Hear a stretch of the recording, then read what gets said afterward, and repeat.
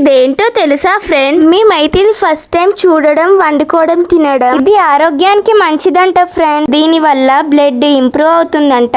మమ్మీకి బ్లడ్ తక్కువగా ఉందని సప్నక్క దీన్ని స్పెషల్ గా తీసుకొచ్చింది. ఇది బయట ఎక్కువగా దొరకదంట.